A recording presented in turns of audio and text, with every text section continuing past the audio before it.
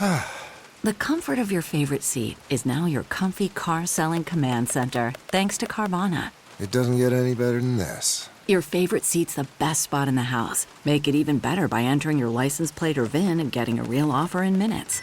There really is no place like home. And speaking of home, Carvana will pick up your car from yours after you finalize your offer. Visit Carvana.com or download the app and sell your car from your comfy place. The comfort of your favorite seat is now your comfy car selling command center, thanks to Carvana. It doesn't get any better than this. Your favorite seat's the best spot in the house. Make it even better by entering your license plate or VIN and getting a real offer in minutes. There really is no place like home. And speaking of home, Carvana will pick up your car from yours after you finalize your offer. Visit Carvana.com or download the app and sell your car from your comfy place.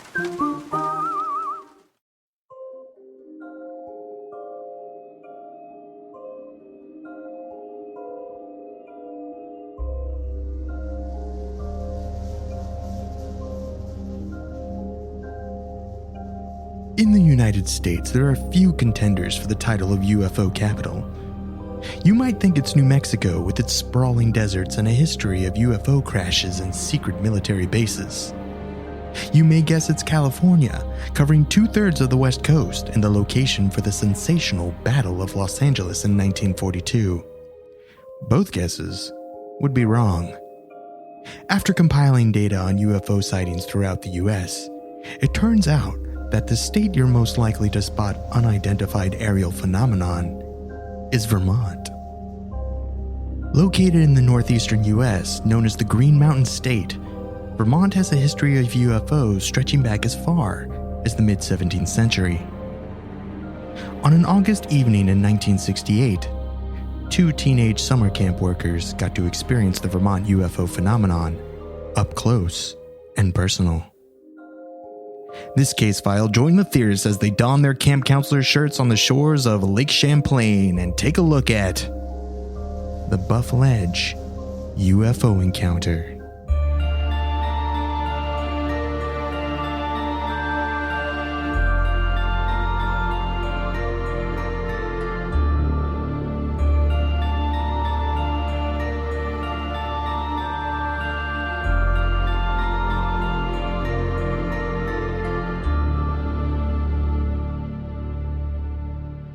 Welcome to Alien Theorist Theorizing, Case File 156, the Buff Ledge Encounter. I'm Braden. I'm Zell. I'm Dan. And I'm Andrew. Woo! Rolling. Welcome back. Very interesting case file tonight. Pretty straightforward. The account is well documented and all parties kind of say the same thing, so it's going to be an interesting one to get into. But first, before we do anything tonight, I think we definitely have to go into some space news! I mean, huge fucking news on the space front today. Basically, coronavirus was an act of war from Venus. That's what I heard. They're creating biological weapons, firing them at Earth, is what I got from the article. I didn't really read it. But that was my understanding of it. I guess we're under attack by the Venetians. If you extrapolate scientists find possible life on Venus, then yes, that could be a plausible Yeah, if theory. you didn't read any of the article and you just went off the top of your head, you're right. Okay. Pretty exciting stuff, though. They've found potential evidence of life. What's that gas called, Dan? Phosphine. And from my understanding is that on Earth, it's either created artificially, made when they're making biological weapons, or as a natural byproduct of life. So what I'm understanding here is you're saying that COVID came from gassy aliens. Yeah, from Venus. So like we got global warming from cow farts, and now we're getting COVID from alien farts. Well, I don't know. Tell me I'm wrong. And what do Venetians have anything to do with this? Like, why are people from Venice on Venus? Wait, explain that to me. What are the people of Venus called? Venusians. Venusians? Venusians? Yeah. Okay. Venusians. Well, it's close. Or imaginary. But Venus is obviously, this is an exciting find because Venus is obviously such what we thought a fucking hellhole. It's it's like the twin of Earth, almost like size-wise, they're very similar, but it's just what they say is the runaway greenhouse effect. The place is a fucking hellhole. The only habitable space is the atmosphere, right? Right. So I watched the press briefing today. This whole thing about it's like an extremely fascinating case about what happened, like the whole process that came up to this entire work up that was done between like there's kind of like three major scientists that kind of work on it. It was actually like a cross effort between an international effort of scientists, different observatories, different scientists from very different backgrounds, all coming together to work on this. They found out that Venus, we've known for a while that Venus is, yes, it is in the bottom part of Venus, like the ground, so to speak, is an unlivable hellscape. It is a hot just mess. It is 220 degrees Fahrenheit all the time, constant raining sulfuric acid, just nothing can survive there. We sent one probe there. It lasted like an hour or 20 minutes or something. Russians sent one there and it was gone. Like, it's just like nothing can survive there. So what if they're able to somehow manipulate their environment for that time being, just to be like, hey, look at this place. It fucking sucks. Don't come here. Stay the fuck away from us. Earth is a mess. We do not want you here. Either that, or there's just a bunch of Johnny Storms that live there and they can survive in that environment. Well, yeah, perhaps. From the evidence that they've gathered so far, wise scientists can confidently say that there is really only two things possible at this point going on Venus. And one of those being, the very good possibility of life is that phosphine gas, like Braden said, is produced by living organisms. How it's produced and exactly, or why it's produced and why it is most of the time present when there are biological processes happening, scientists aren't 100% sure. Before phosphine gas using as to be utilized as like a biosignature or some sort of marker to signify life somewhere on a planet, this was never really done before. It was never really considered as something that could actually show that there's life. But the one scientist who started this, she was I can't remember her name, Jane Stevens, I want to say. She's an astrobiologist who's kind of leaded the charge on this. She came up with the idea that you could use phosphine gas as an indicator for biological life on a planet. And so what she did is she designed a kind of a test where they would point a radio telescope at Venus, and she has also a specialty in millimeter radio telescope astronomy. So she's like, okay, phosphine gas absorbs radio frequencies at a very specific level. So we're going to take this experiment design, and we're going to take out that exact frequency. So when we point the radio telescope at the planet, if this frequency is missing because it's been absorbed by the phosphine gas particles, right, then we'll know that there's phosphine gas on that planet. Genius. And so, holy, I thought they used some sort of smelloscope. Seems legit. No. Incorrect. So they pointed there, they saw a visible dip, and she's like, okay, well, this is enough to go on for us to get another observatory to take a look at it. So I think they did one in Hawaii. They used an observatory in Hawaii, and then they used another one in South America. And so to verify the results, and both of them showed this dip, so showing the presence of phosphine gas. Now, the presence of phosphine gas in the atmosphere of a planet, I remember there was an article a while ago, either last year or the year before, about Jupiter having phosphine gas.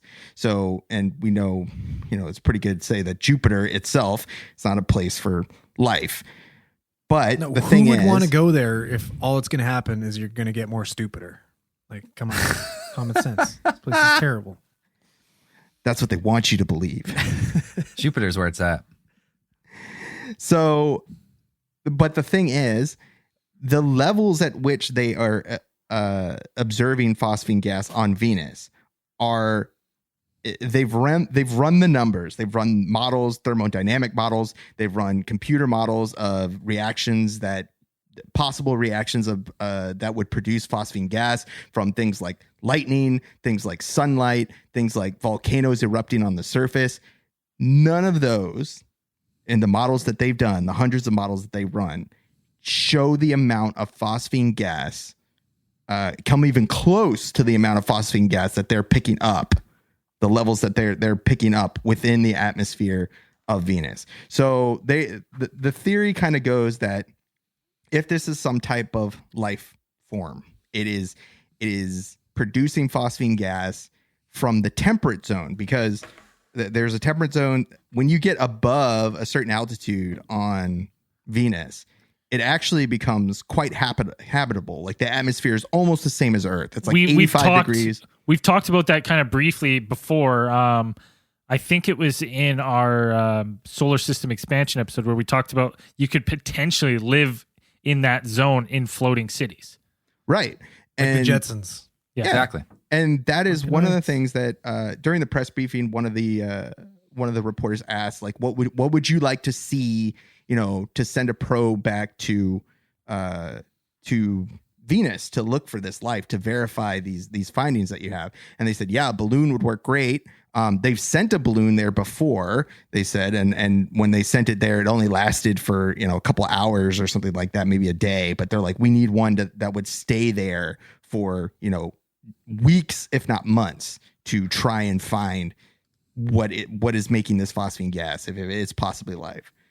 So I would really say that the scientists are as sure as scientists can be without, Going there. putting this stuff under a microscope and being like, that is life. So, They made the point to say that we're not saying that there is life on Venus, but there is a very good possibility that there is life on Venus. A very, very good possibility. Reporters were saying that they're asking them, could this be anything else? Could this be something else? And the scientists during the press briefing were pretty confident in their answers. Like, no, we've run the numbers and this is what we got. And this is what shows us that there's, as sure as we can be as scientists, like there's two things that are happening. There are two things that could be happening. It's either life or some type of geochemical reaction that we've never seen before. So this is the most sure scientists have ever been about life outside of Earth. Because they've always talked about like, Enceladus and Titan maybe under the ice, but they have no real, it's just all speculation. And on Mars, they had methane, but they're like, well, that could be volcanic. Like it's a very strong possibility. But this is the first time they've been like, no, there's not really anything else that we know of that this could be except some type of life. I mean, the one thing I'd say though is the place that this is coming from is a place that no one's ever been. That's never been explored. You know what I mean? So like, who the fuck knows if the planet can create that gas or not? We have absolutely no idea.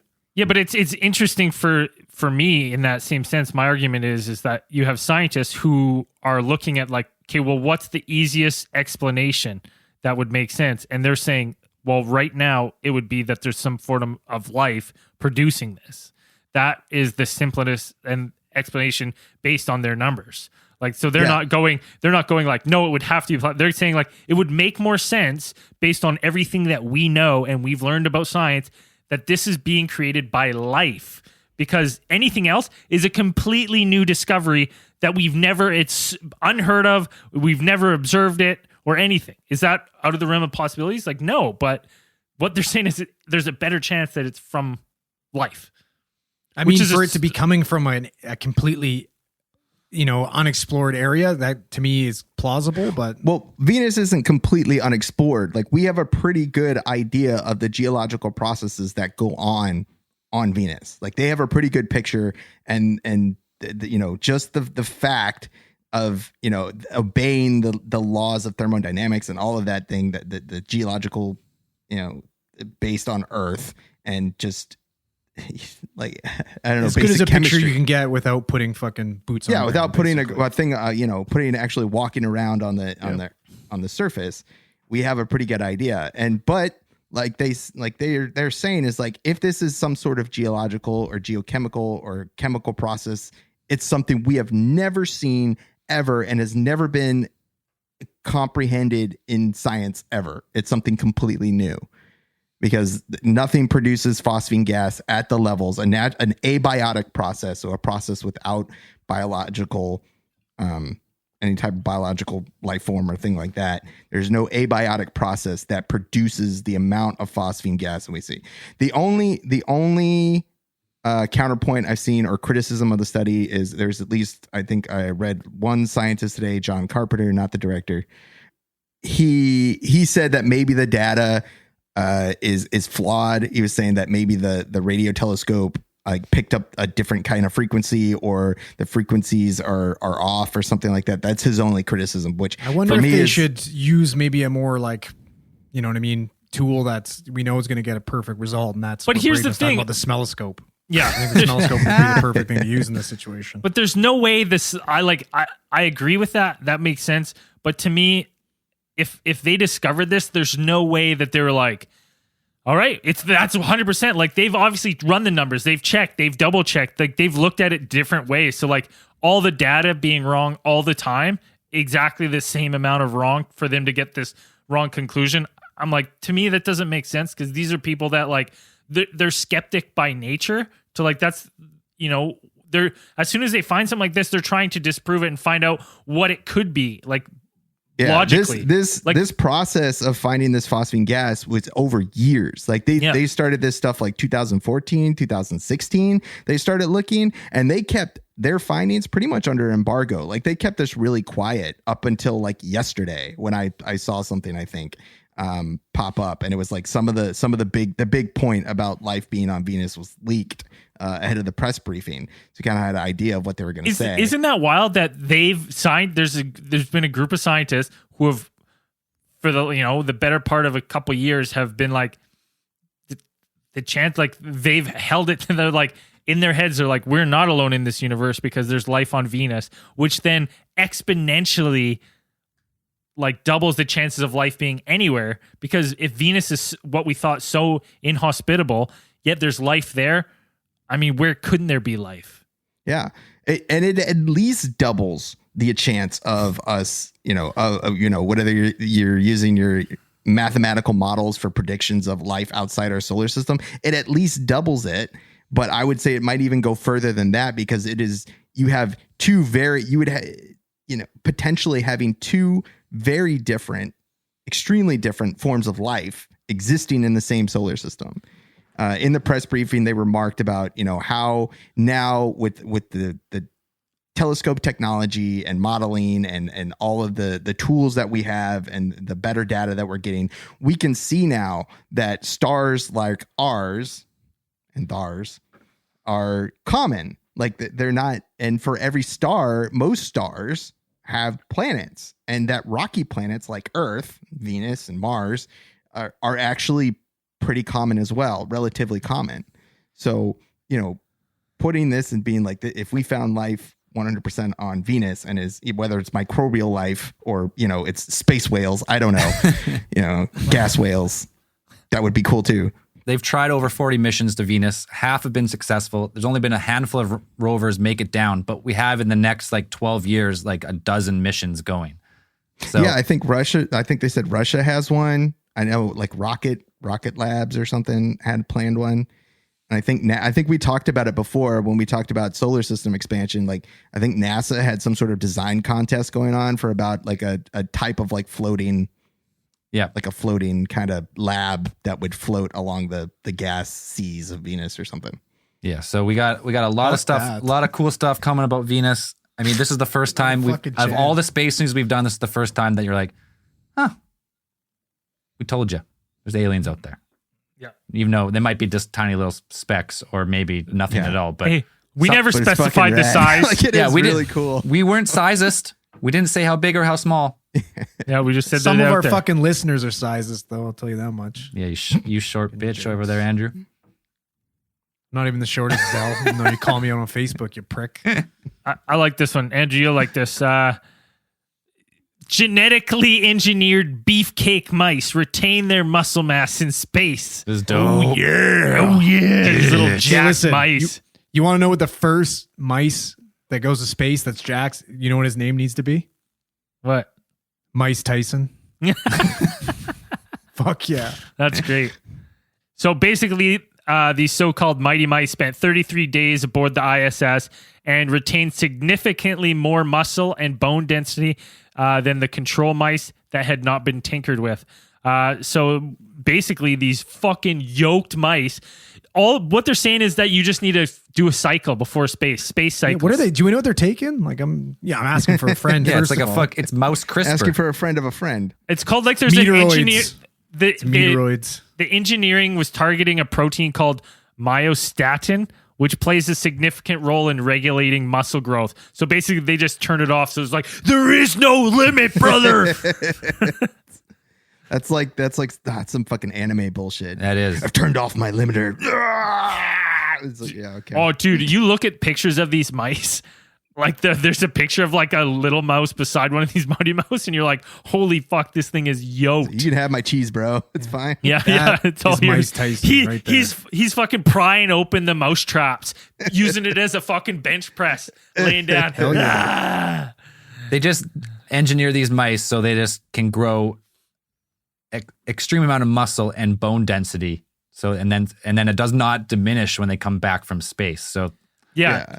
So I assume this would be used for like deep space. yeah, it's for humans. Well, Like, because as far yeah. for even me up. astronauts who only do 6 months on the space station take like years to get their density and muscle mass back up to what it was. So they're trying to figure out a way that so humans can stay in. so they're gonna have to redesign the spacesuits for like super jacked astronauts. You send them up just yoked.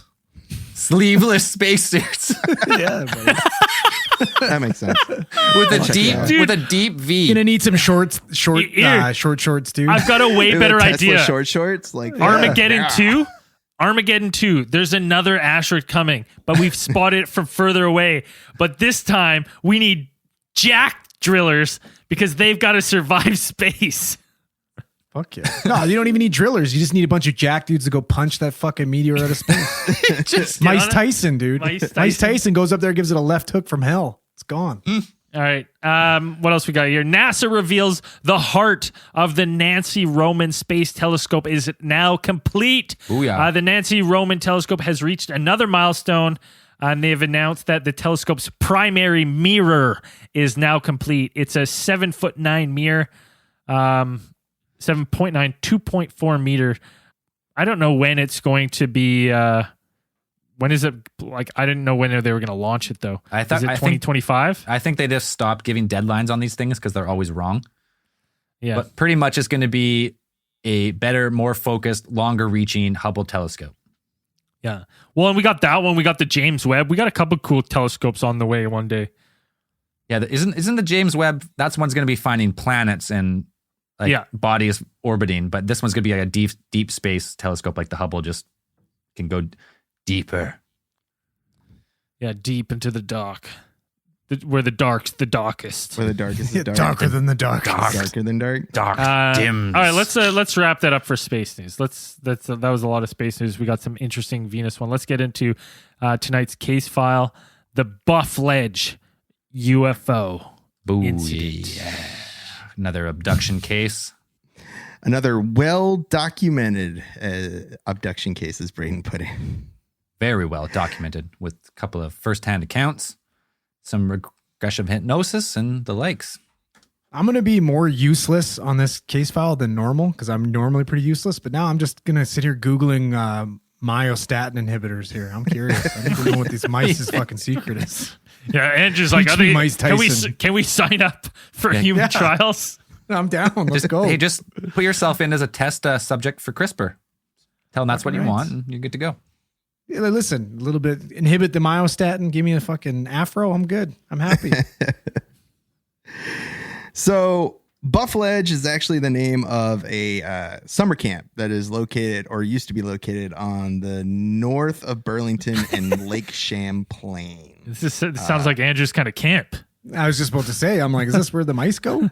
This is all tying in nicely. We're signing up. perfect. We were gonna make it a surprise for you, Andrew. But we're gonna send you to Buff Ledge for summer next summer. I can't wait. It's like fat camp for guys that aren't quite jacked enough. Yeah. You're on the Get ledge. Ben Stiller to fucking shit talk you while you work out. Perfect. Sign me up. It's like we're gonna get like tear-stained letters from Andrew. Like, call me bald. Yesterday, camp counselor made fun of my calves. Yeah, I'm not getting as many gains as the other my campers. shirts are too loose. If you're not familiar with Lake Champlain is in Upper New York. Upper New York. If you're not familiar, neither am I. That's basically what you're saying. I'm Is trying it to one of the remember if Great it's, Lakes? Vermont? No, it's Vermont. I'm sorry. Like, Is it one of the Great Lakes? Lake Champlain's not a Great Lake.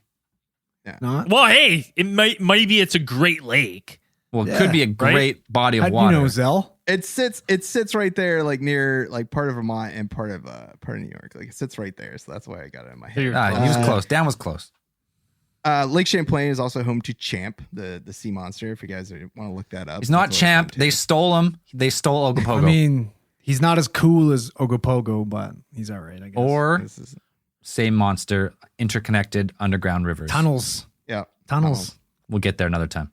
The primary sources for the abduction case are Michael Lapp, who was 16 at the time, and Janet Cornell. Michael Lapp was a maintenance man at this summer camp, and Hold on. Janet Cornell was the resident water ski instructor. I got a couple clarifying questions. Shoot. How old did you say Michael was? 16. 16, 16. And you said he was the what? maintenance man. Maintenance. Well, that's a maintenance boy, first off. Secondly, Buddy, this is the 60s, bro. You're a man. Yeah, he's at a 16. fucking man.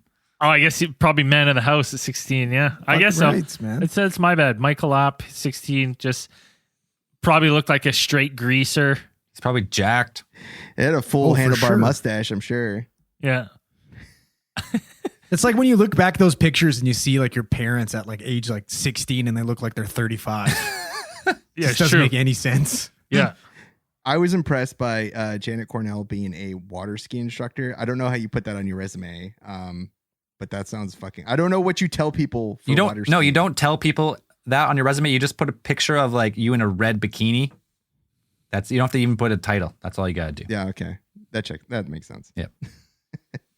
So, like the boys said, this happened in the '60s, specifically 1968, on the evening of August 7th. Michael and Janet were reported to have been sitting, watching what they figured was Venus, some type of glowing light that was in the sky. It seemed to be glowing irregularly. Yeah. And what tipped them off that it was something that wasn't Venus is that it started to move. It moved? It moved. It moved. It got bigger. Moved downward. Dropped on them. Like, holy shit. I've never seen Venus do that.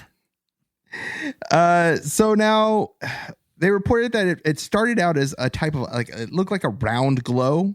And then as it approached closer, it began to kind of flatten out. And into like a type of what they could see something was that this larger light that they were observing dropped three smaller lights, seemed to come off of the larger one. And immediately when I heard that, I thought of our buddy Charlie Red Star. Dude, me too. That's the same story on the dock, on the water. It comes down, it splits, and then it seems to split and they go under the water. Same as Charlie Red Star. Ooh, didn't that You know one what? that This was is on right in camera? the same time frame too as Charlie Red Star. Didn't that one Little that they got before. on film that hit the water and like split apart? Well, Yeah. that was the. Remember that one too? Yeah, that's the modern UFO video in the infrared. right? It splits Same apart. idea though. Hits the water. So this one, I'm not sure if these ones went underwater, but it does says that they traveled over the water, and it seemed, the way that they observed it, it seemed to be displaying some sort of intelligent control. Maybe these things were controlled by remote. He's like, no, that's just Venus and Orion's belt. Together. The wonderful dance of the cosmos. Yeah. They said they reported them doing types of zigzag maneuvers, loops. They also said it looked like a falling leafs, like right. kind of So style. I assume they kind of ascended and then they kind of came like down back and forth, Like the when little you fucking. when you first learned to snowboard, Yeah. you just swoosh down the hill left and right, one edge. Yep. No, all heel edge. Yeah, all heel edge. So then these objects, or these three objects that had dropped down, they seem to they formed themselves into what seemed to be a triangle, and then two of these objects seem to pull back. Triforce. Yes, courage and was it? I can't remember the other. Power. What's the other one? Wisdom. That's it. Triforce. Triforce. So then one of these glowing objects seemed to remain behind, and it seems that one of them, like, it made a sound that Michael described, quoted, saying that it sounded like 1,000 tuning forks. That is a specific sound. Have you ever struck a tuning fork? Anybody? No, I don't. Is that where it's like?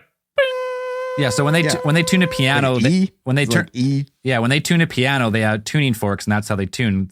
And you smack it, and it'll just like ring for like a minute almost, and like a hum, almost like wow. Do all tuning forks have the same pitch, or is it No. like you get ones at specific? Yeah, pitch? so when you tune a piano, they have a bunch of different tuning forks, and they Right. tune to like A440 because that's like so A as in 440 hertz, and then they tune from that up. But yeah, so if you had if you struck 1,000 tuning forks at one time, it would be the weirdest fucking sound, man.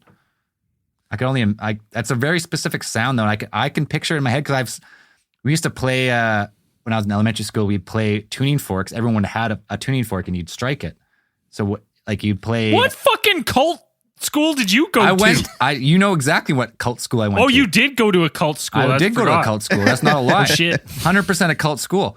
And we had these tuning. You ding the tuning fork. Ding, Jesus is good. Is this a special, Dude, is this a special school? For honestly, vampires? Young Jesus is your vampires? friend. You are not that Jesus far is off. a friend of mine. You're not that far off. Everyone would have a note, and then you would have the music and be like, oh, I'm a quarter note, so I got to strike it. Boom. And then you do it. And it was like this weird, like almost like a bell symphony. Anyways. No wonder you were a fucking angsty teen with dyed black It's hair. an easy- Is that? Easy I wonder if that connection. school has any idea how much they failed you. Guys, how many times have you tried to summon demons by offering your soul? Is what I want to know. More than the average man. Probably. Anyways, I just thought when I read that, I was like, man, that's a really like be an eerie sound to strike that that many tuning forks going at once. Here's my thing. Would it be like, because I can just picture the tuning fork. I don't know if I've actually ever heard one, but I could imagine like even just one, just it kind of be a little bit mesmerizing. So do you think if like so many of those would struck, it'd be almost overwhelming? That's what I would imagine. But Yeah, they didn't report like it was like ear covering or ear splitting, but it was just the sound. I'm not even sure if it was like not a pleasant sound, because if you had all the 1,000 tuning forks and they were either in tune and harmonic, I mean, that might sound kind of cool. might sound I'm not really sure. cool. Yeah. But so the lone UFO that stayed behind and was either emitting this sound or somehow signaling or something. They said that it passed over their heads and then it shot upward where it disappeared and then reappeared, seeming to tilt to one side, and then it dropped into the lake. That's what I mean. So, down. another Charlie into Redstone. the- into the water. So our UFO becomes a USO. So a couple minutes pass, and for some reason, Michael and Janet decided to remain on the dock. I don't know why. Dude, they're not I don't- running. What do you mean for what? Yeah, this for is some easy reason. Why Come would you on not now. be fucking booking it at this point. Because this entire time, there's these crazy lights and scary shits going on in these tuning forks. And the whole time, Janet's like, oh my God, are you seeing this stuff? Like, this is crazy. And old Mikey boy's like, don't worry about it, baby. It's cool. It's just the lights. Don't worry about it. It's fine. Just sit back and relax. It's fine. It's fine. It's fine. He's Don't worry 16 about it. years It's all old. good. He's a man. He's not even officially a looking man at the then. sky. Yeah. He hasn't looked at the sky He's once. too busy trying to figure out the bra strap. Yeah, not once all night has he looked up. This is just Janet staring at the stars. Yeah, man. That makes sense. Poor That Jenny. checks out. From the information that is And available. she's like, I want to get out of here. He's like, no, it's fine. They're gone now. It's gone. Let's go. She's like, I need, let's go. I got to get out there. Yeah, baby. I'm so hot right now too. Let's keep going. He's just like, he's not even like talking about the same stuff that she's like, did you No. see that stuff? And he's like, not even He's talking not on the about same that. page. No. Yeah. So- She's like, is that Venus? He's like, yeah, it's Venus. Yeah, it is, baby. It's all good, baby. It's all. I read our horoscopes. Said we should make out. Let's do it. Venus isn't Gatorade.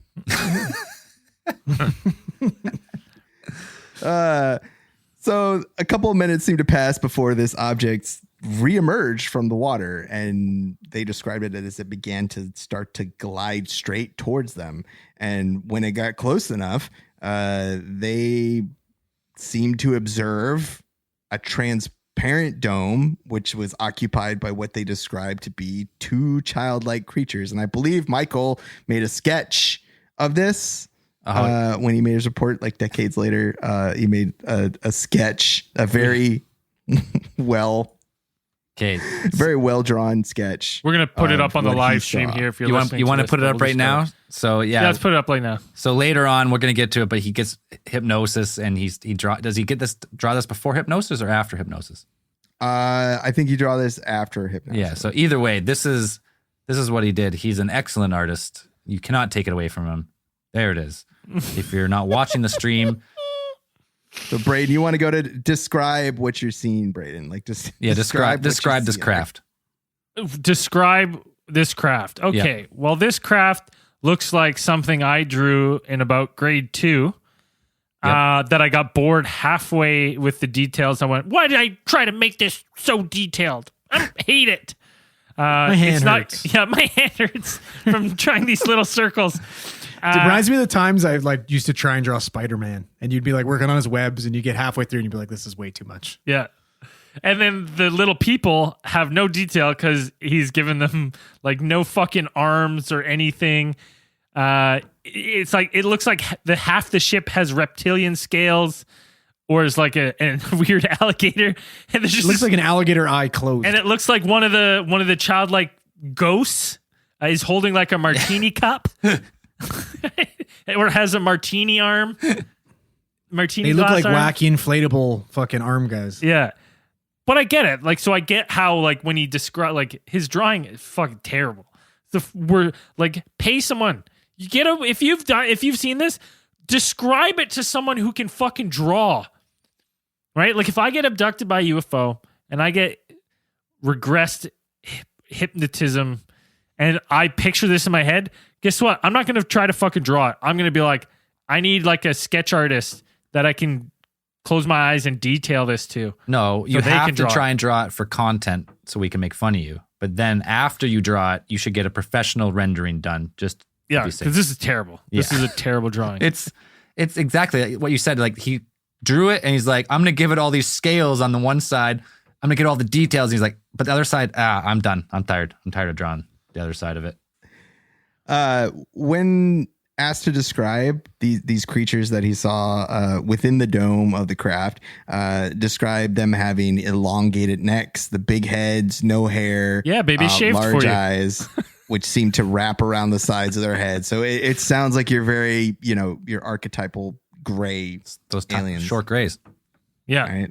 Sounds very similar to. It would have to be Here's a short question grays. really quick. Like this happened in the 60s. So Yes. was there like, did we know about short grays at that time? Was there like a common? Well, Benny and Picture Barty of Hill these? would Yeah. have happened.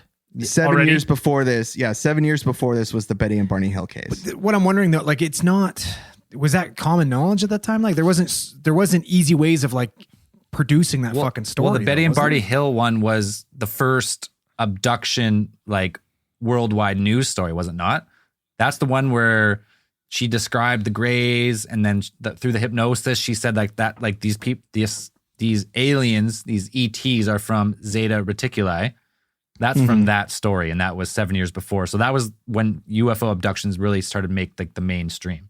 So people, So he could have heard her description. definitely could have, yes. Okay. Yeah, they could have read it in the news, possibly read it in a newspaper or something like that. Or these are the same aliens. Same group. Well, he would have been a little kid though when he. Yeah, 7 years. He would have been 11, like when he heard. Well, not necessarily. He could have heard it any time from 11 to 16. They could have been reprinting that story for years. Yeah. Like, if people would read it. People still like hearing about it, so I don't know. Like you could just keep printing it. That's fair.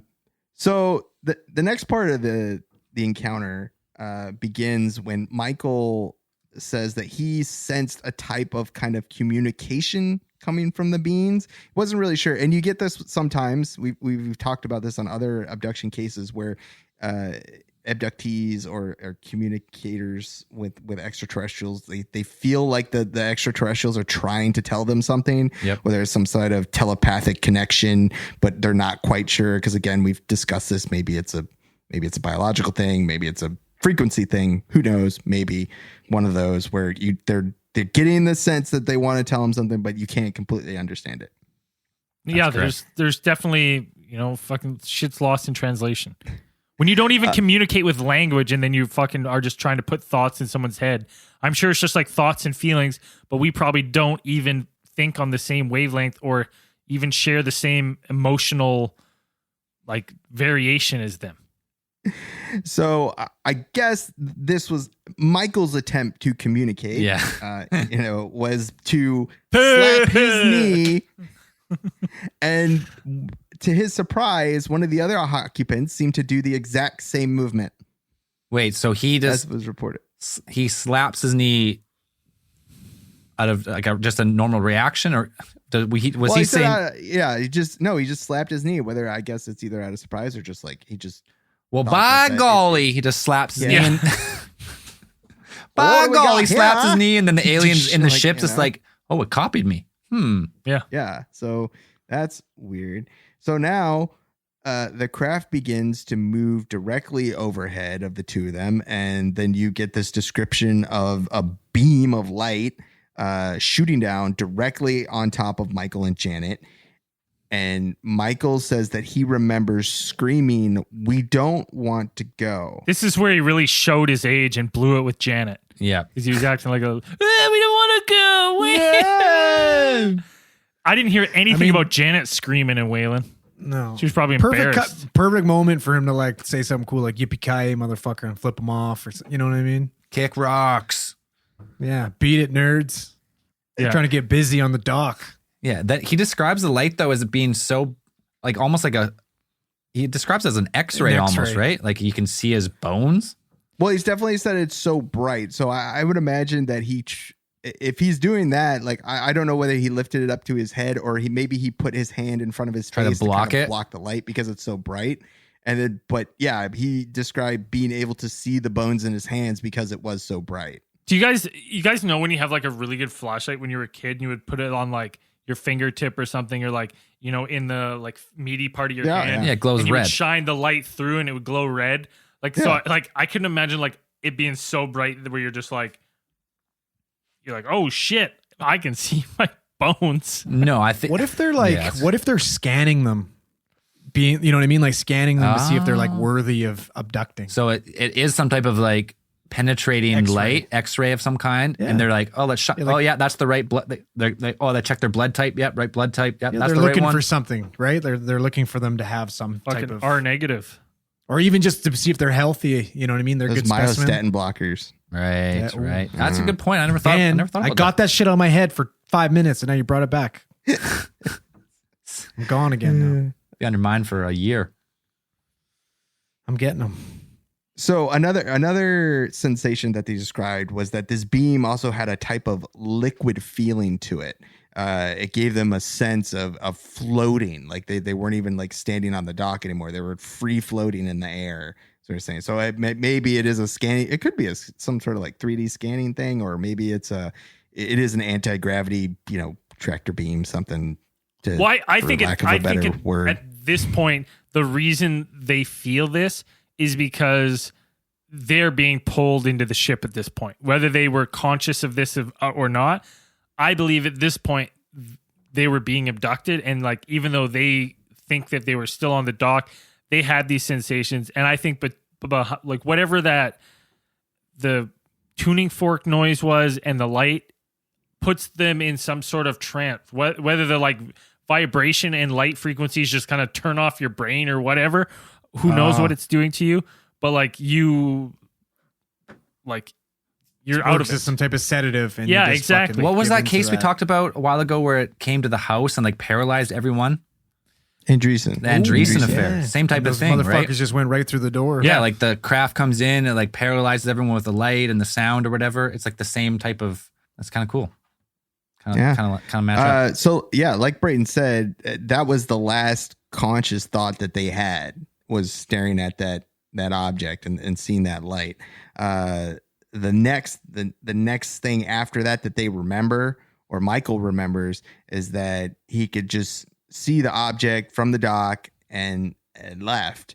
And then Michael could see that Janet was standing next to him, but she was in some type of, almost catatonic state, like just standing there, disoriented, drowsy, and the experience was over. Right. And they just kind of, both of them, I don't think they really discussed it. They didn't really even talk about it. It was almost like they kind of just almost forgot about it until later.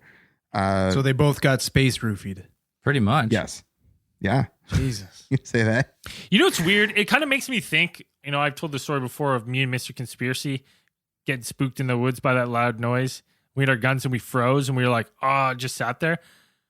Like hearing all these accounts of people being like, and then I came back to, I'm like, man, I could have easily been just frozen, picked up and put back. Other than I wouldn't be able to tell you what time it was, so I wouldn't know if I lost any time right during that encounter.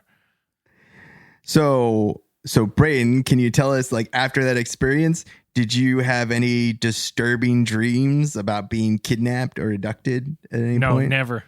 Okay. So that was Michael's experience. So Michael Lapp, the abductee, said, like, for the next 5 years, he never really even thought of that. But then he started having these dreams of being taken, of being kidnapped. And these things were really, and it was really starting to weigh on him. Like these memories or something were starting to resurface.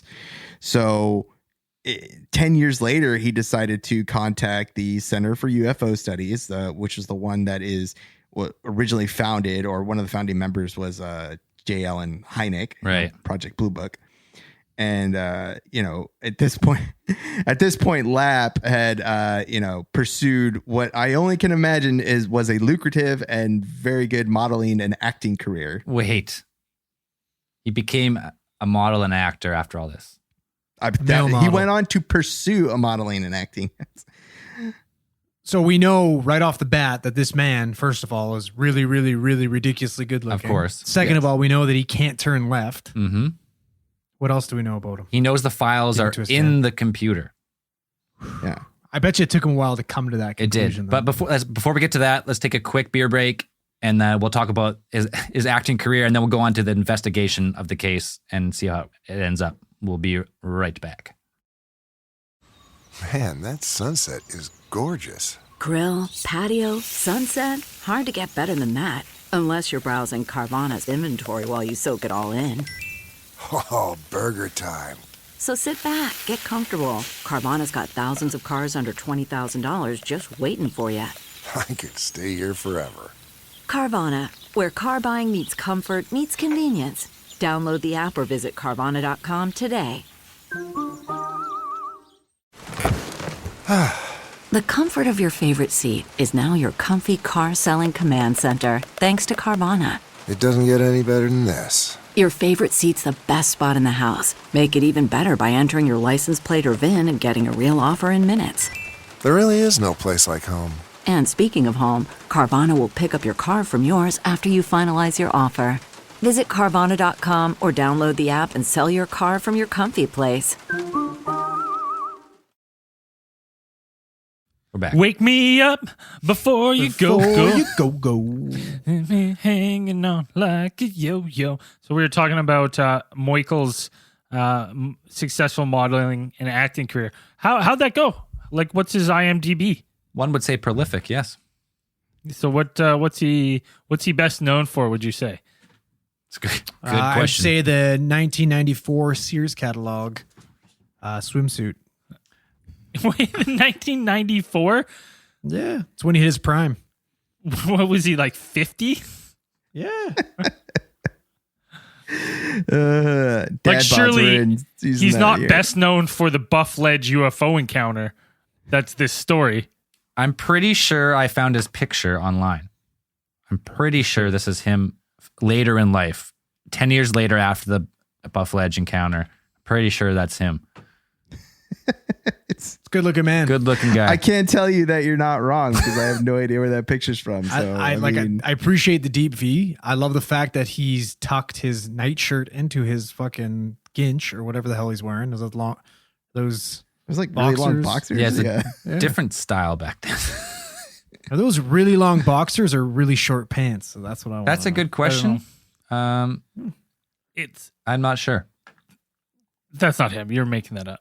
I just typed He's in not known for anything. Tell him Literally, he's wrong. Tell him Literally, he's wrong. Andrew and Zell have longer IMDb's than this guy.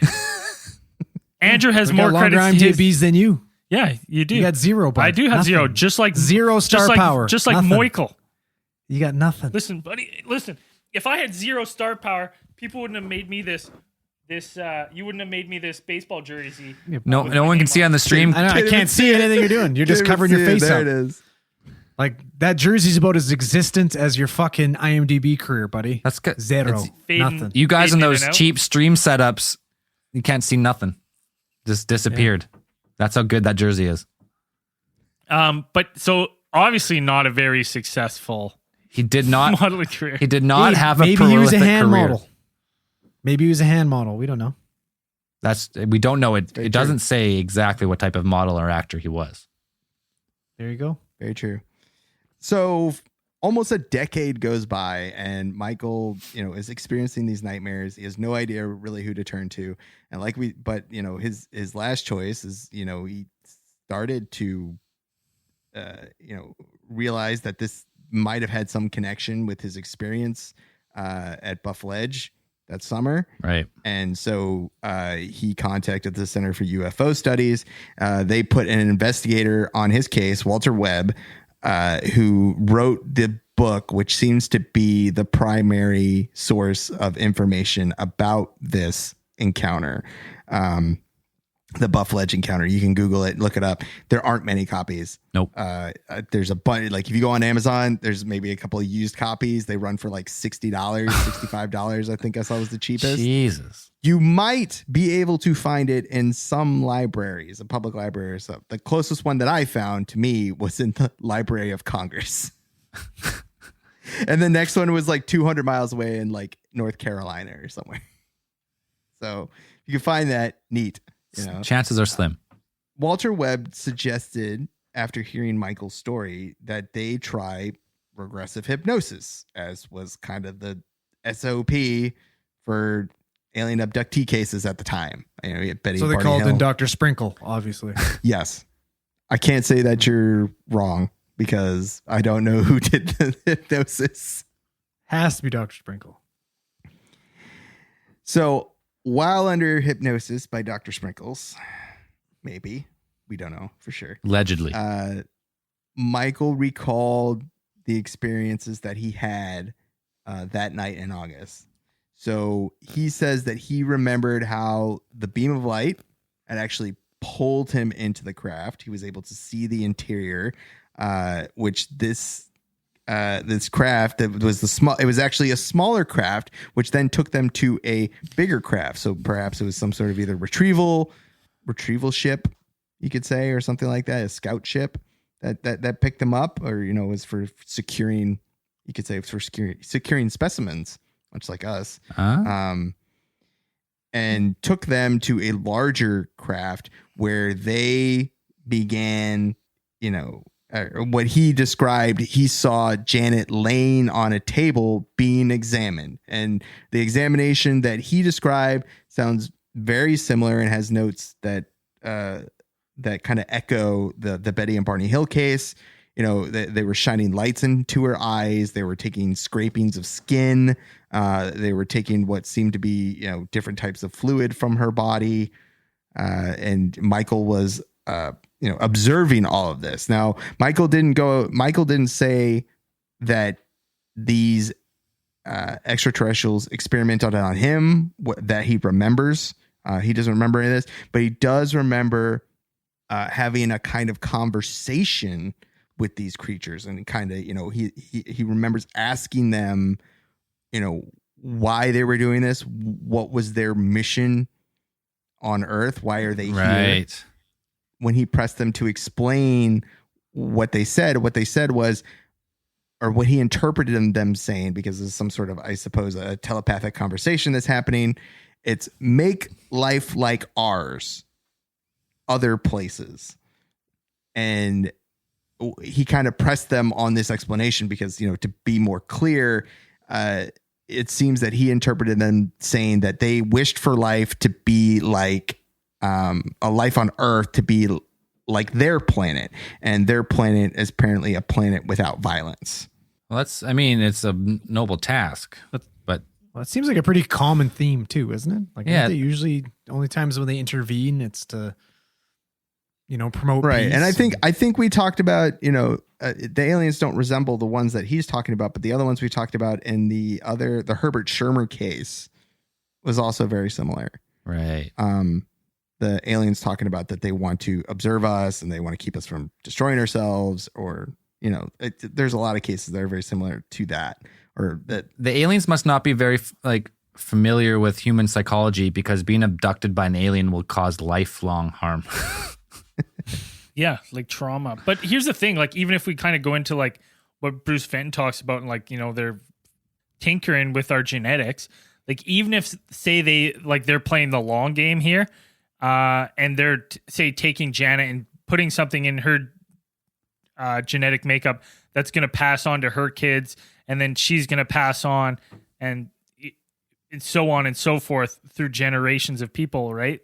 Maybe it's maybe that's their end game. There's like, they're just inserting something in the genes that'll be a trait in future generations. So like gene manipulation slowly taking people off the Earth, like removing the violent gene, is what you're saying? Like something. Well, maybe not even removing a gene, but maybe they have something to splice in to make you more like empathetic or something.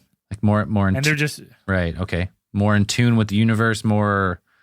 So instead of maybe not taking the violent gene out, but just instilling something that would just render violence, like we wouldn't need it anymore.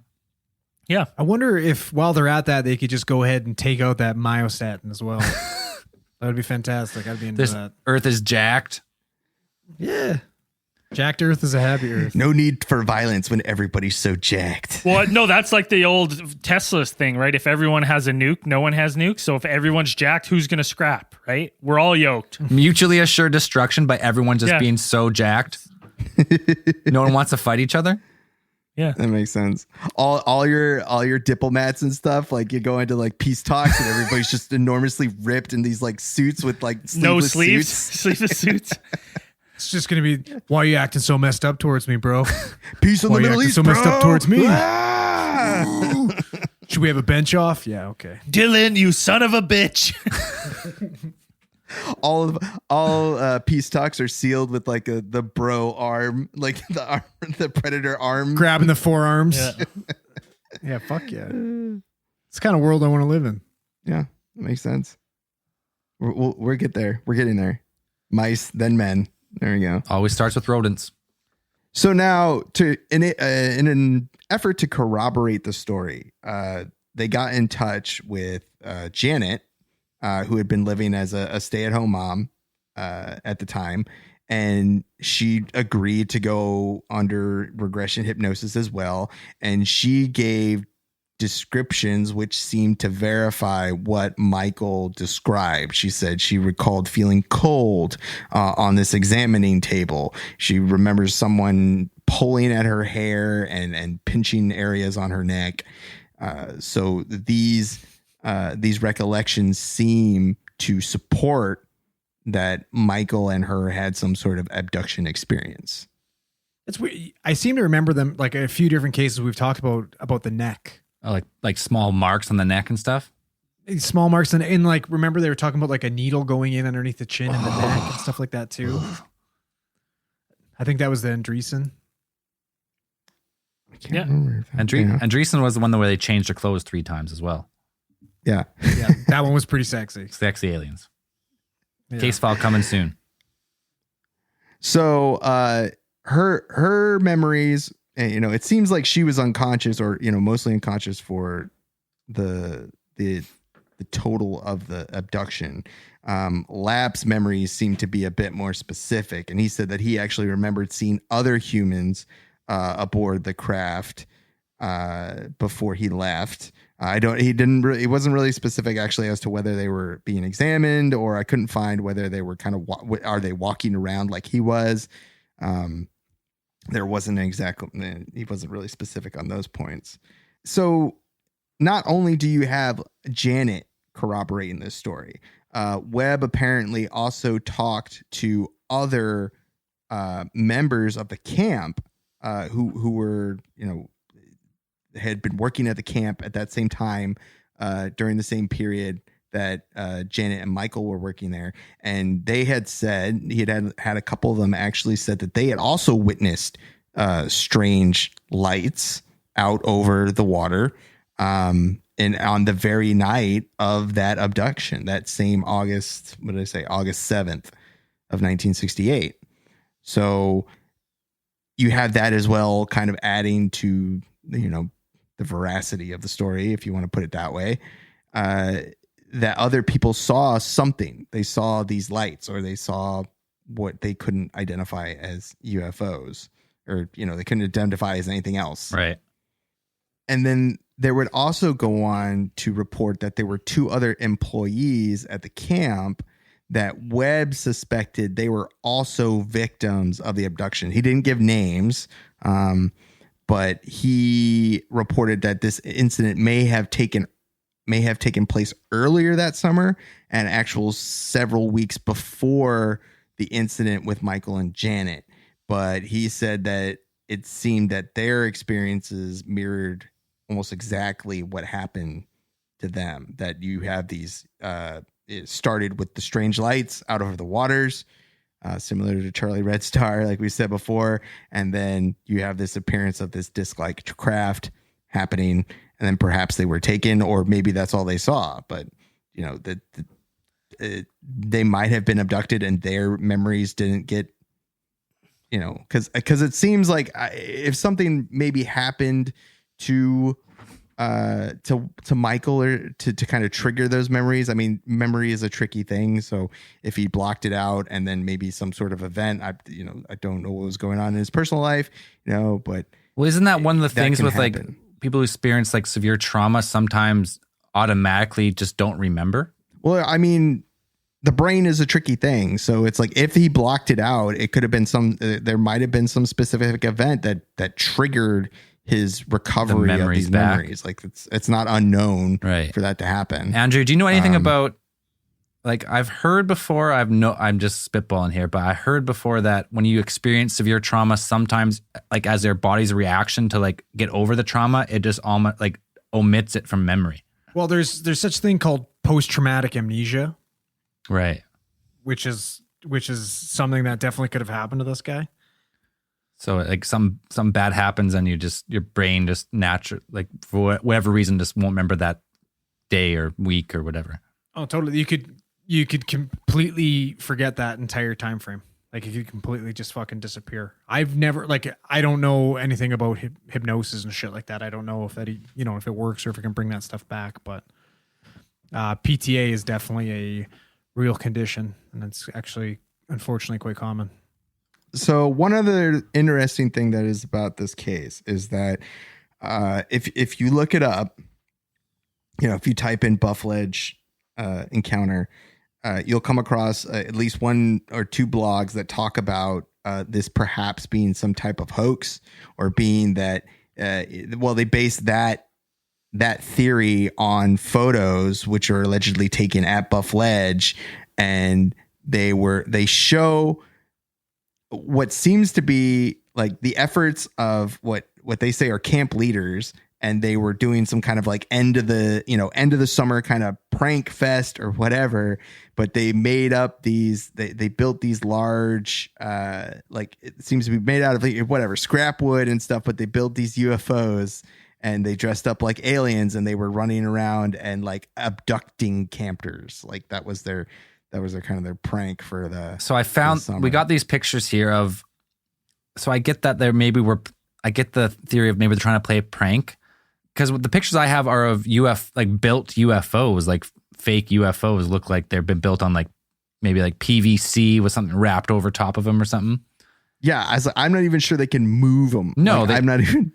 No, like you put some fireworks on top of it, like, and light those off, but those things don't even look like they move. So And there's no way that you're gonna look at those, forget about them, and have nightmares about them for the next decade. Like No. they they're look not. nothing like Venus. Okay, They look nothing like here Venus. they are. So if you're watching the live stream, if not, like this kind of small on the live stream, but we'll describe it. They It look looks like some fucking homemade UFO shit that you would do when you were fucking 13. I mean, because that's what it is. Yeah, like it looks hokey as shit. It's a bunch of like teenagers, like they threw stuff together. But that doesn't at their look summer like camp. If you look at that, it doesn't look like that's a summer camp. There's like people, there's tons of people there, and supposedly the summer camp was more or less empty when this was going on, right? And also, this summer camp was an all-girls camp. Yeah, but no. And but I'm going to say area- they didn't have the know-how to build that. Oh, What do you mean? What do you mean? What are you trying to say here, buddy? Huh? That girls can't They build were all at UFOs? swim camp. What are you trying to say? Oh, so you're What are saying you that trying to say? you're saying because it's an all girls swim camp that they can't build fake UFOs? Maybe not. No.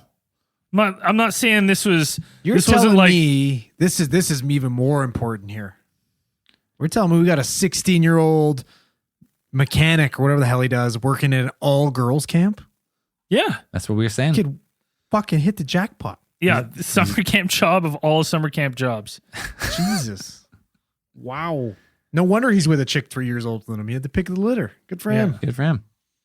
Oh, and he was really, really ridiculously good looking too. Yeah. But he couldn't turn man. left though. Which is that's a sacrifice that Yeah, I mean, I'd give up turning left any It day. happens for some people. But as far as these, like being a prank or a hoax, so like were these people like flying it like a kite, like flying the UFO over the lake as a kite and like really fucking with these people, or hitting tuning forks in the fucking woods, like because this allegedly happened when all of the rest of the campers had gone to a swim meet. So They what? stole all the tuning forks from the band camp. Yeah, next door. and they weren't actually going. They weren't actually fucking going to swim camp. What they were doing is they were pulling this elaborate prank on the 16-year-old maintenance man and the 19-year-old water ski instructor, and they fell for it so hard that they passed out. They got back blocked up, out the memories. blocked for out the 5 memories, years. and Throw in a he little was dissociative amnesia, and Yep. boom, bingo, bango, bongo. like, it doesn't look that good. And then, not to mention that an independent investigator looking into it doesn't even mention it. Like, you think he would have, like, one of the other people he talked to would have been like, yeah, we did this, like, we used to do this UFO thing at the end of the summer. We would make these fake UFO things. And he'd be like, well, that's interesting. But he doesn't talk about that. Because he wants it to be real. It's his whole fucking job. He wants to His believe. career's based around fucking UFOs. oh, you call him a shyster? You think he actually did figure this out and then he didn't report it? It I'm doesn't saying, add what up pays to his me, bill? man. What pays his bills? It doesn't add up to me. I can't speak enough for Walter Webb what pays his bills, but it seems like it just doesn't seem like the hoax of all hoaxes that you could do, floating a UFO so perfectly and then abducting were they wearing alien masks? Like when they came running up the dock. It looks like they're wearing like ponchos. It looks like they're wearing trash bag ponchos and maybe like drawn on paper masks. Now, Not like paper plate masks. Zell, you kind of touched on it before we started recording, but what happened if, could it sway us that maybe that Janet and Michael had been dabbling in some hallucinogenetics? So now we're getting to the theories of what it could be, and I'm talking about, we're in the 60s, the heyday of LSD. It's been Lucy in the Sky with Diamonds, baby. Oh, dude, it's been known that we talked about MK Ultra and Operation Midnight Climax, where like giving people LSD and like studying the effects and all this shit. LSD was rampant. It was being pumped around. What if these people? This is one theory. This is my theory. This is not on the internet. I just was like, okay, you're 16, you're 19, like you're growing up, you're at summer camp, no one else is around. Hey, Janet, you wanna do a half tab each? Full tab? 2 tabs? Listen, I don't know how many why are tabs we they're saying, doing. hey, Janet? I think it's fucking Janet being like, hey, Mike, That's true. you're really ridiculously good looking. Could Come on, sit on the dock easily with me. be the other way around, 50-50, 60-40 even. I don't know. You do a little LSD. Now I'm starting to tie theories together here. You do the LSD. Venus was in the sky. It was the brightest star in the sky that night. Also had these fake UFOs. Also had the masks that did not look anything like an actual alien, but because you're tripping on fucking acid, maybe you thought it was an alien. Like, imagine they were just laying on the dock and he's just like, I don't want to go. And like all these fucking 13, 14-year-old girls are wearing masks, like jumping around going like, I mean, hitting tuning forks, and he's just like, ah. It sounds ridiculous, and I still don't think that's what happened. But I'm just trying to say, like, if coming from all angles, if you do say that they did a lot of LSD, more than they should have, that it's endless what you can experience. Like, you can't even describe what you could experience if you did that much acid. And if it's even if it's a little like of a rough trip, like I could see you getting like trauma just from the trip itself. Well, if you did, I mean, it's rare to have severe lasting trauma from an acid trip. You'd have to do an ungodly amount of acid to really have a trip where you experience so bad that you probably, or you got to be, because there's some people that say you're like predispositioned. Some people just can't do drugs like that. It's just like they're more likely to get a reaction. So that's just one theory, is a drug theory. So it's either there's. But here's the thing about the drug theory: you then have two independent people who, let's say, just for argument purpose, did drugs. They don't talk about it for 10 years. They grow apart, or 5 years. 10 years. 10 years. 10 years. They grow apart. By all accounts, they weren't in contact with each other after this. They grew apart. They independently do these hypnotic regressions and independently come up with striking similar stories. It's true. What are the odds that 2 LSD trips line up that well? I mean, I remember hearing from you when you guys had a mushroom trip, seeing the same guy, same fucking creepy dude. Well, yeah, and we've all been to the circle. We know what that's all. Well, I mean, I don't know what that means, but okay. We've never done them. sometimes people do experience very similar things on hallucinogens. Some people who do DMT and like ayahuasca and stuff experience like the machine elves, like the elf world, and like a lot of people see the same stuff. So that's when you get to theories of like interdimensional aliens, and that's how you talk to them. But that's not here or there. That's another time. It does seem weird that after 10 years after growing apart that they say like their stories come back somewhat similar. Because like you think at this point in time, 10 years later, one of them would be like, yeah, we did a shitload of drugs. You know what I mean? Like, no, case solved. I don't know why you wouldn't say that. Case solved. We did 4 He tabs. didn't want to jeopardize his modeling career. Maybe he did Janet jeopardize had it. kids. He did jeopardize it because he's not registered on anything. Maybe he's got a different name. True point. Next theory is pretty much they were abducted by aliens, because a lot of the theories, there's a lot of similarities with other abductions we've talked about. And a lot of people always debunked abduction, saying like, well, they heard it here, therefore they're more inclined to say that like their experience was like this because they've heard it before. So that's the debunking side. And the other side is like, or they've all experienced something similar because maybe it's something similar happening to them all the time. The weird thing, well, for me, the weird thing is that this encounter or this report is relatively obscure. Like it's not your Roswell, it's not your Betty and Barney Hill, it's not your fire in the sky. It's not any of that. So you don't get the kind of thing where you don't get the immediate sense that these people are out to make money. And it's like that they made these reports because we're gonna cash in. And when it's like you have all the seeming makings for the things, like you have your Center for UFO Studies people, an independent researcher coming in and telling you like, yeah, this sounds like legit aliens, sounds like it's on par with Betty and Barney Hill. Like it's got all the hallmarks of a case, missing time, mysterious lights, observations, things like that, days, confused, whatever. But, it has all the ingredients to make a great UFO story. And that if you wanted to sell it, but it's all packaged up right there, but it didn't. Like you can't even find this book. Like the encounter itself is maybe like a footnote in other books about UFO encounters. You don't get really long passages about it. You get like little blurbs of like 2 teenagers in Vermont in 1968. Like that's all you get. Yeah. Like one little abstract.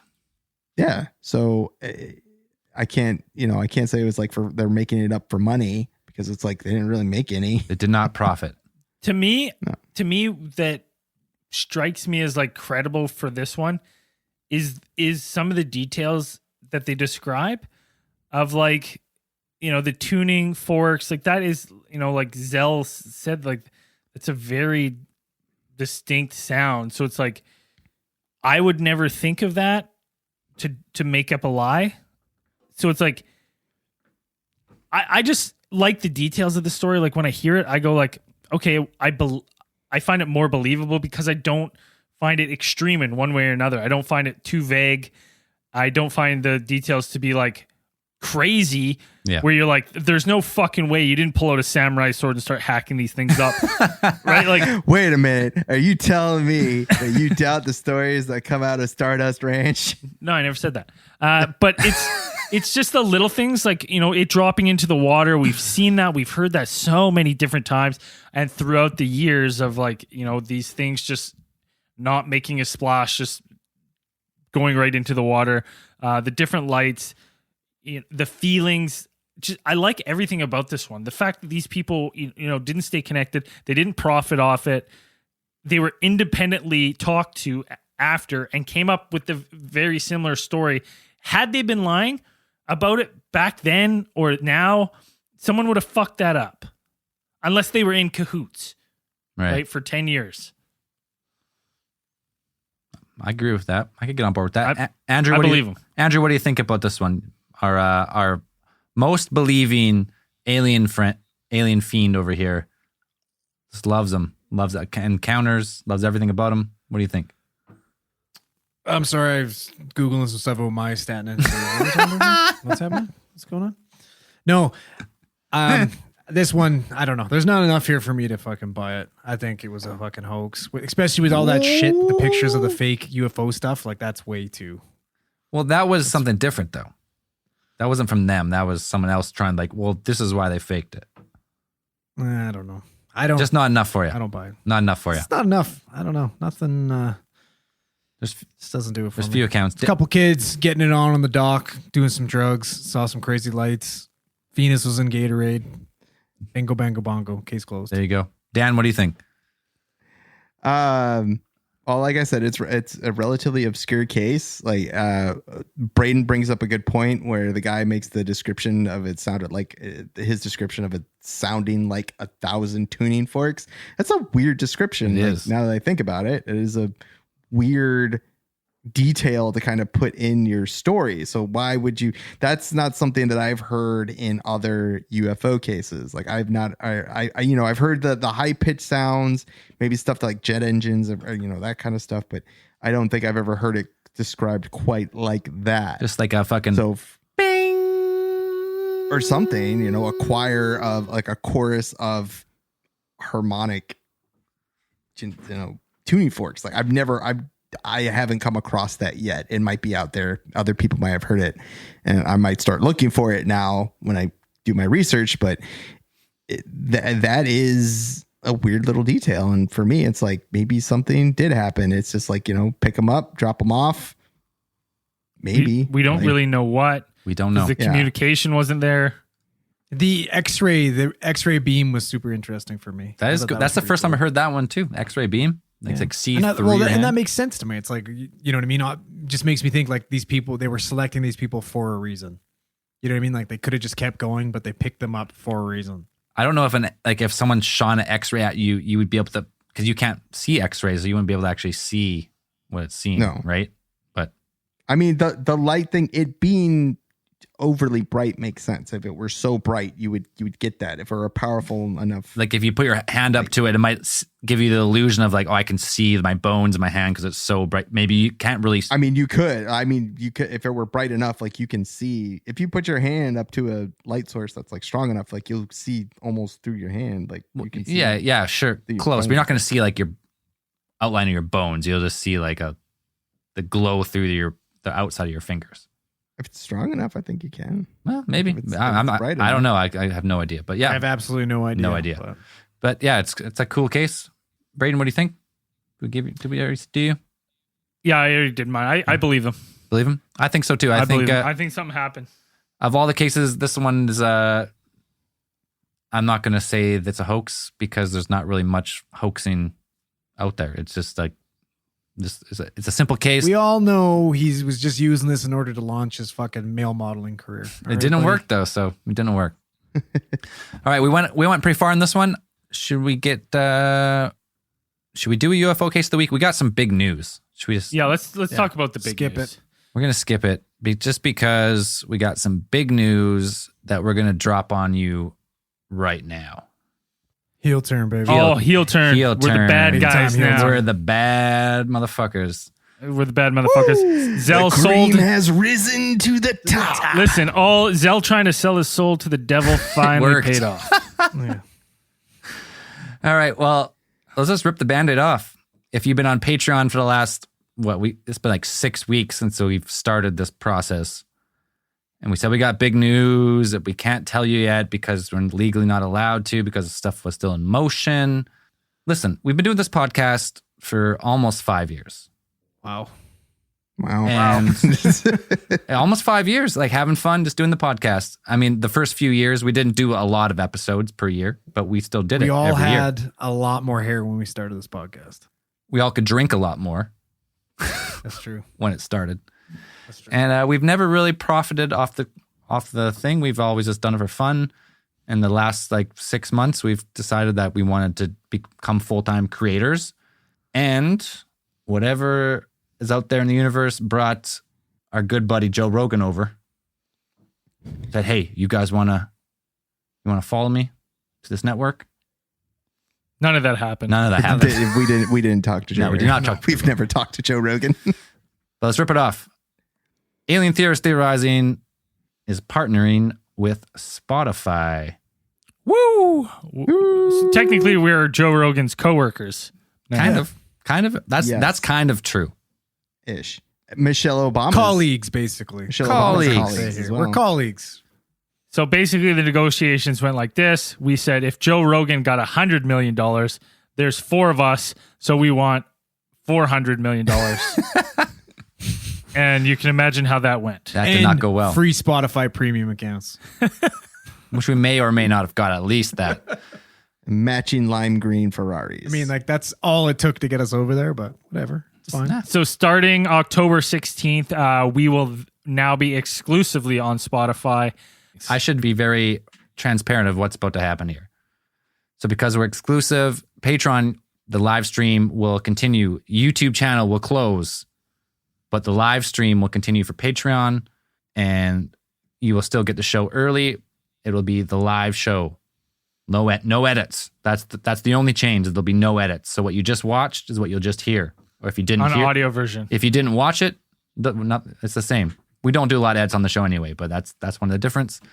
And they pretty much Spotify they just said like, hey, we like the show. We want to partner with you. We want to help you grow. We want you to be part of the team. And it's a professional decision for the podcast. And we are we're really sellouts. Well, people are going to be yelling it. Yeah. That was very well put, Zell. Thank you for being as transparent as your skin. You're welcome. Yeah. It's in my nature. Zell can't help but be transparent. I think it's an exciting thing for us. It's only going to help grow the show. Yep. And move us to a position where we can finally do this. Well, we can't do it quite yet, but hopefully sooner than later, be doing this full time as our jobs, which was never even in the realm of possibilities when we started this thing. And that's all because of all of you listening. So thank you. Thank you for listening to a couple fucking idiots that started recording to this in their garage, in their Ginch. It's turned into something where I never had any kind of like a dream of like, this is what I want to do. And you guys have made something. You guys made that for me. This is my dream now. It's turned into something that I never thought, and it's taken on a life of its own. It's all come to fruition. Yeah, it's all thanks to all you fans that have listened. And I'm speechless. I don't know what to say. So thanks everyone who's always supported us, and it's only going to get better.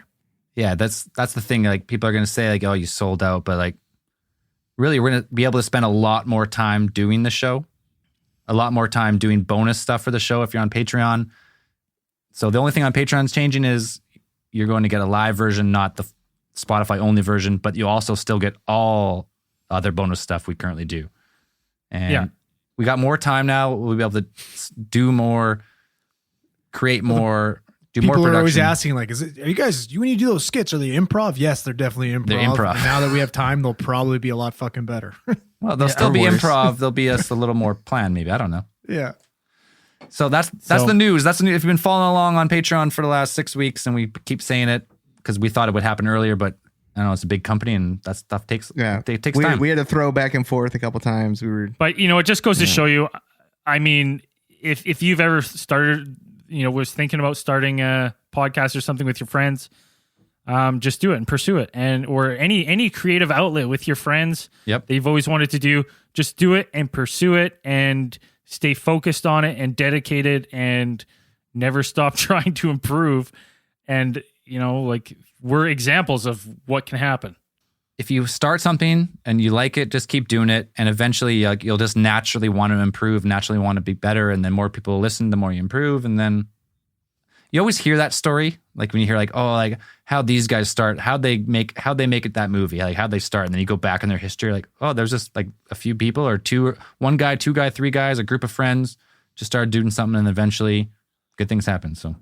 I mean, I'd love to give some "if you believe you can achieve" speech, but I feel like I just fluked out being friends with you guys. So pretty fucking you did luck out. You did luck out. I know that a little luck involved as well. It's no big deal. But yeah, so that's right the news. Place, right time is Andrew's. Pretty much, baby. Woo! That's the big news. We'll get into it. We'll get into it after hours. We'll tell you how we got there. Before we go, we got a Theorite of the Week. Yeah, I'll just read a couple things here. So we got Theorite of the Week. This week, we're giving it out to Sammy Baber. Or Baber. There's no accent on the top, but she drew a rendition of Braden, meat draw drunk Braden, surrounded by meat beer bottles with an extremely large maple leaf over his private parts. It should be a lot smaller, but that's all right. Exaggerated. I'm sure Exaggerated. it's not. It shouldn't be that big. That's funny because I thought it should be bigger. Yeah, well, of course you would. But if you want to see that, it's we'll have it on our social medias. It's in our. If they, I wouldn't be surprised if they slapped that onto the Sistine Chapel. Well, it's pretty. Isn't it the creation of Adam? Didn't she like redo that's what it's. I mean, that's what it is. Like the leaf. It's very, it's the creation of Adam, but Braden's. Yeah, from the Sistine Chapel. He's Porky Pig in it, and he's exactly. Finger touching an alien. I know we don't post a lot on Facebook. We also call it Braden's Saturday morning. Pretty standard.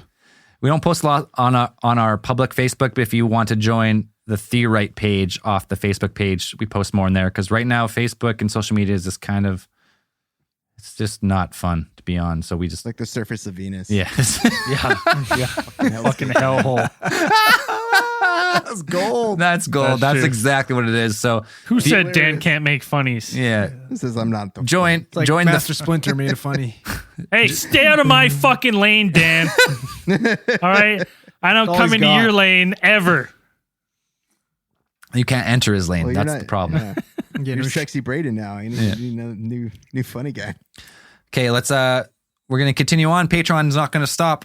If between Spotify and Patreon, it's going to get us almost there to full-time status. So we're going to be doing more for our Patreon supporters. And this week, we got Brooke Campbell, Joker Pond. He's trying to get on Rain on Ron Pond's parade? Not sure. E.T.'s Finger. Didn't specify which one. Probably the glowing one. The non-glowing one. Was it? Did he do middle finger or was it pointer finger? I don't even think he. Well, I think he had like three fingers. Didn't he? Yeah, that's true. Yeah. Zach Nichols, Kelly Hendricks, Cosmic Panda Docs. There's a new one. Biggest Dickus. Spinning and sinning, I'm sure. Ethan Cox, Savannah, and Captain Jive. Thank you very much for supporting the show this week. Please join us on After Hours for full disclosure of negotiation tactics. Yeah, we'll teach you how to negotiate on After Hours. And as we always say at the end of these episodes, first off, thank you guys so much and keep those eyes on the skies. Well, hold up. Don't go anywhere. I'm just going to quickly summarize what we just talked about so everyone's clear what's happening. Alien Theorist Theorizing will be exclusive to Spotify on October 16th, 2020. That means our show will be removed from all other podcast players and YouTube. But don't worry, Spotify is free. If you don't already have it, you don't need a premium account to listen to podcasts and download them offline. It acts just as any other podcast app. It's free. Repeat, it's a free app. Some people think you have to pay for Spotify. You do not. Don't worry, the show's going to be the same. It's still our show. Spotify is just investing in us as podcasters and investing in the show to make it better. The only thing that's going to change is the Patreon version of the podcast will be the live version, not the edited version. So that's what's happening. We're really pumped, but we really couldn't have done it without everyone listening. So we truly hope you guys follow us to Spotify if you're not on there already. And a huge shout out to the Patreon and the financial supporters who got the show this far. We really appreciate all your support, and we can't wait to bring you even better, more badass bonus content in the near future. Thanks, everybody. Keep those eyes on the skies.